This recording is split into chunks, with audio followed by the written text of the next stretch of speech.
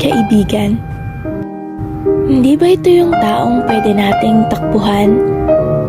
Takbuhan sa oras ng kalokohan, tawanan at lalo na sa oras at tayo ay nahihirapan. Kaibigan na nag-aas ng kumot na mayakap sa tuwing tayo ay malungkot at kinakabahan.